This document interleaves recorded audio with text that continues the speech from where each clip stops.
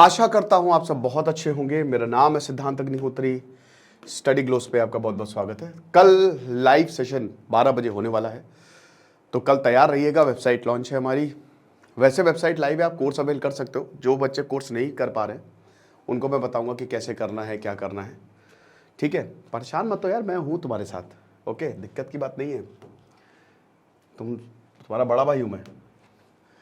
तो Xi Jinping की अगर बात करते हैं तो यूरोप जा रहे हैं शी जिनपिंग। क्या प्रॉब्लम है? शी जिनपिंग यूरोप जा रहे हैं, एक बहुत बड़ी अपॉर्चुनिटी है। पूरे यूरोप में नहीं जा रहे हैं, ठीक है।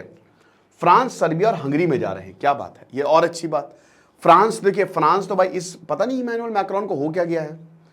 बहुत कुछ बोल रहे हैं कि कभी फ्रांस खत्म हो जाएगा, कभी हमको युद्ध के लिए तैयार रहना होगा। अच्छी बात है, इतना वोकल होना अच्छी बात है यूरोप के लिए। तो 5 साल में ये पहली ट्रिप है प्रेसिडेंट शी जिनपिंग की। लेकिन ऐसा तो है नहीं कि भैया चलो कल यूरोप चलते हैं। हमारा ऐसा मन होता है, बट जो देश के लीडर्स होते हैं वैसे नहीं जाते हैं। कोई ना कोई वजह की वजह से ये दौरा करते हैं, ठीक है। अब हम सबको पता है कि एक बहुत बड़ी अपॉर्चुनिटी है, क्योंकि देखिए जिस तरीके से अमेरिका जा रहा है, एक होता है ना कि यार जबरदस्ती साथ देना। ऐसा लग रहा है यूरोप अमेरिका का जबरदस्ती साथ दे रहा है। इजराइल हाथ से छूट गया है, वो एकदम बागड़ बिल्ले की तरह सबका शिकार करता जा रहा है। तो आप ये समझिए कि अब अमेरिका इजराइल का साथ दे रहा है, तो ऐसा यूरोप को लगता है। और रशिया के साथ भी सेम। देखिए यूरोप बाद में रशिया को लेकर नरम हो गया था।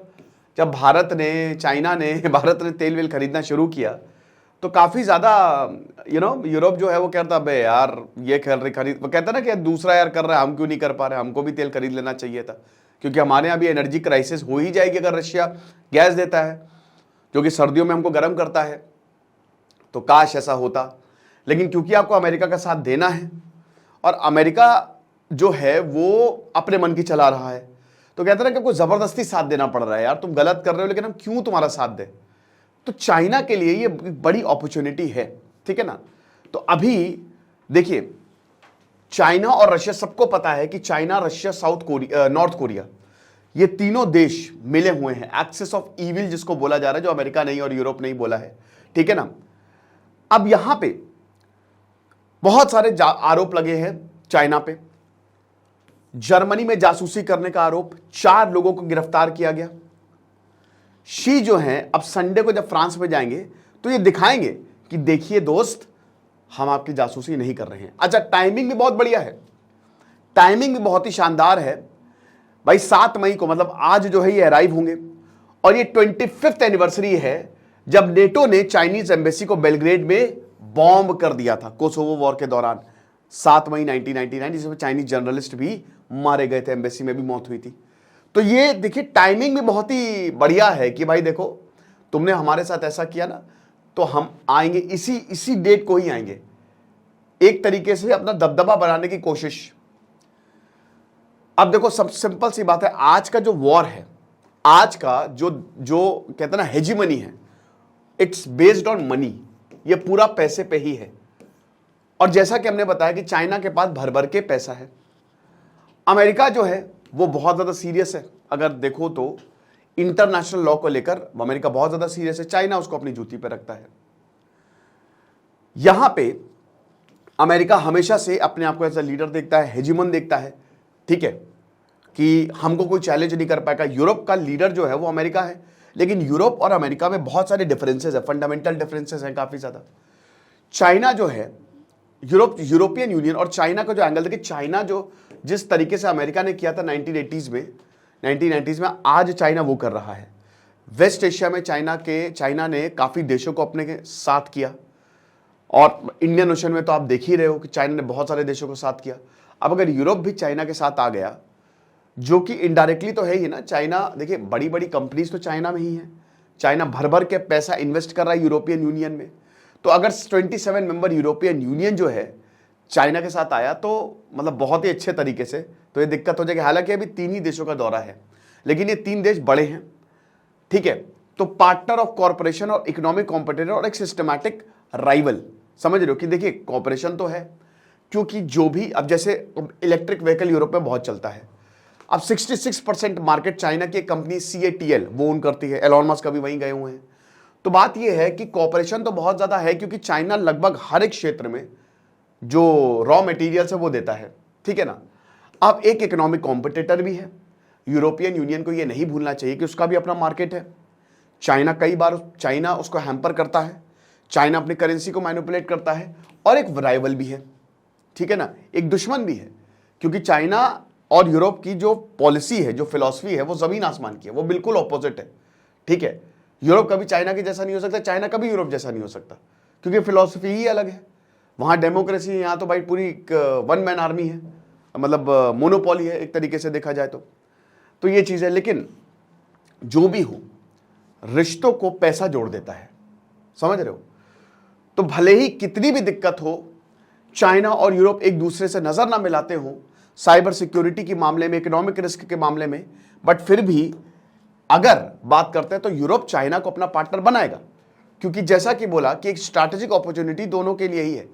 यूरोप के लिए भी चाइना का मार्केट बड़ा है, और चाइना के लिए भी यूरोप का मार्केट अच्छा खासा बड़ा है। चाइना के फॉरेन मिनिस्टर वांग यी ने बोला था कि भाई देखिए, it's like driving to crossing and finding the red, yellow and green lights, सब कुछ एक समय पर।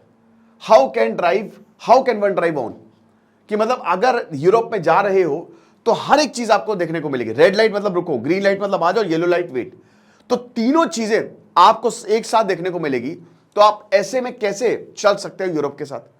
चाइना पे यूरोप ने काफी, चाइना की अगर मार्केट पॉलिसी को देखो तो यूरोप ने चाइना पे भी सैंक्शंस लगाए। सैंक्शंस मतलब एक तरीके से एंटी डंपिंग ड्यूटी चाइना पे कुछ प्रोडक्ट्स पे लगाई हुई है, ठीक है। तो एक तरीके से चाइना को रोक भी रहे हैं और कह रहे हैं कि चाइना आप आ भी जाओ हमारे साथ, राइट।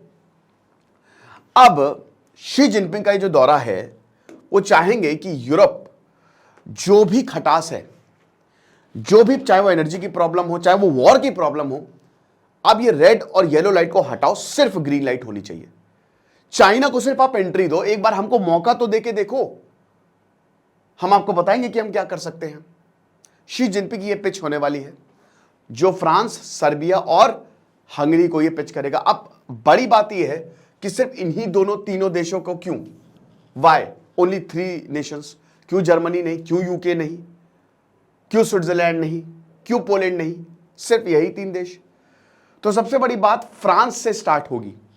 अब इमैनुअल मैक्रोन जो है वो यूरोप की स्ट्रैटेजिक ऑटोनॉमी की बात करे, यानी कि भाई देखो बहुत हुआ अमेरिका अमेरिका, बस करो अमेरिका, अमेरिका तुमको हर वक्त बचाने नहीं आएगा, तो अब अमेरिका से हटो।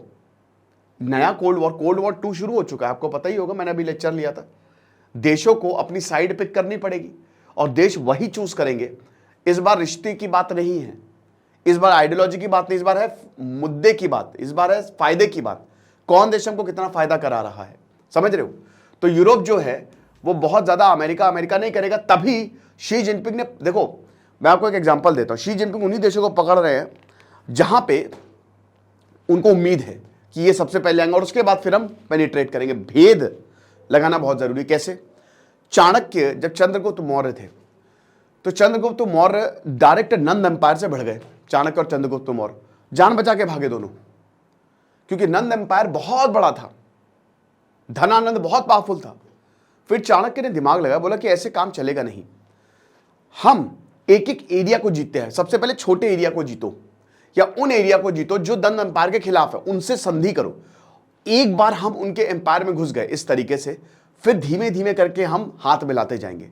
यही चाइना करने की कोशिश कर रहा है। अभी ये उन देशों को पे ही फोकस कर रहा है, उन देशों पे ही ये जाएंगे शी जिनपिंग जहां जो कहीं ना कहीं अमेरिका के खिलाफ थोड़ा बहुत खटास देखने को मिली है और जिनसे बिजनेस रिश्ते अच्छे हैं। तो इमैनुअल मैक्रोन चाइना और अमेरिका के बीच में एक बैलेंस बैठाना चाहते हैं कि भाई अब एक थर्ड वे जो है, तीसरा रास्ता हमको ढूंढना पड़ेगा।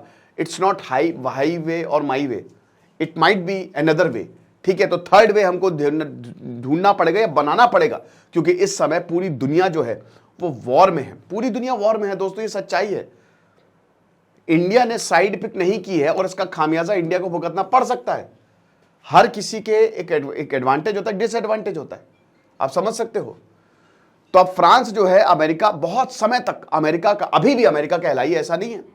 और फ्रांस और अमेरिका जो है, ये दो ऐसे देश हैं जो बिजनेस पॉइंट ऑफ व्यू से ना पूरी दुनिया को कंट्रोल करते हैं। बड़ी बड़ी कंपनीज जैसे एयरलाइन, एयरबस किसका है? फ्रांस। बोइंग किसका है? अमेरिका। भारत की अगर बात करें तो डिफेंस सिस्टम भारत फ्रांस और अमेरिका से खरीदता है।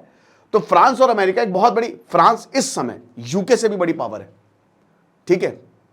तो इसीलिए फ्रांस जो है वो एक बहुत बड़ी अपॉर्चुनिटी है चाइना के लिए। तो चाइना को भी ग्रेट पावर कहता है ये। सर्बिया और हंगरी जो है उसके ऑलरेडी चाइना से बहुत अच्छे, देखिए वो है। देखिए आपको एक चीज मैं बताता हूं, जो सोवियत वाले शहर जो देश थे ना, जो 14 देश थे जो टूटे थे, वो प्रॉपर यूरोप की आइडियोलॉजी फॉलो नहीं करते, समझ रहे हो। वो भले ही यूरोप में आते हैं, लेकिन जो वेस्ट है, यूरोप का वेस्ट साइड है, वो ज्यादा अमेरिका प्रो है, प्रो अमेरिका है। वहां पे आपको रियल डेमोक्रेसी देखने को मिलेगी। लेकिन जो ईस्ट है, ईस्ट यूरोप, वहां पे कहीं ना कहीं जो सोवियत के साथ था वो थोड़ा सा ऐसे ही है, हिला डुला। डेमोक्रेसी वहां पे भी है भाई, 1991 में डिसइंटीग्रेशन हुआ, लेकिन अभी भी उनका दिल रशिया और चाइना के साथ है, समझ रहे हो। तो ये आपको बात समझनी जरूरी है। इसीलिए हंगरी और सर्बिया से तो वैसे ही बहुत अच्छे संबंध हैं चाइना के, ठीक है। तो ये दो देश तो जाएंगे ही जाएंगे, लेकिन फ्रांस जाना ये बहुत बड़ा हुआ। और यूरोप और चाइना के रिलेशन बहुत अच्छे नहीं है, बहुत सारे देशों से चाइना के रिलेशन बहुत अच्छे नहीं है। अब यूरोपियन यूनियन जो है वो चाइनीज इलेक्ट्रिक व्हीकल जो सब्सिडीज देता है उस पर भी इन्वेस्टिगेशन बैठा रखी है, ठीक है। चाइना अपनी मार्केट, चाइना को एग्रेसिवली पुश कर रहा है। चाइना जो है वो अपनी मार्केट बढ़ा रहा है, अपनी इलेक्ट्रिक व्हीकल की मार्केट बढ़ा रहा है, भयानक सब्सिडीज दे रहा है वो। इससे पूरे यूरोप का मार्केट खराब होगा कि नहीं, है ना। और मार्केट इज इंपॉर्टेंट, सैंक्शंस लगाए जा सकते हैं। ये तो अनफेयर ट्रेड प्रैक्टिसेस है जो चाइना कर ही रहा है। अब यूरोपियन लीडर जैसे उर्सुला वॉन लियन और ओलाफ शॉल्स ने ये बोला कि भाई देखिए, हम शी जिनपिंग से बात करेंगे, तो जर्मनी बात करेगा और उसके बाद हम टेबल पे बैठेंगे, शी जिनपिंग को मनाने की कोशिश करेंगे और बहुत सारी चीजें होंगी, एक कंसेंसस होना चाहिए। लेकिन ये 3 देश यानी कि शी जिनपिंग यूरोप का जाना, यूरोप से बातें करना जो कि हर देश करता है, और एक एग्रीमेंट में पहुंचना, ये डेफिनेटली बहुत अच्छी अपॉर्चुनिटी है चाइना के लिए। और अगर ऐसा हो गया तो कहीं ना कहीं अमेरिका के लिए खतरा होगा। तो ये लेक्चर था, आई होप आपको समझ में आया होगा। खुश रहिए, पढ़ते रहिए। देश से सिद्धांत अग्निहोत्री, साइनिंग ऑफ।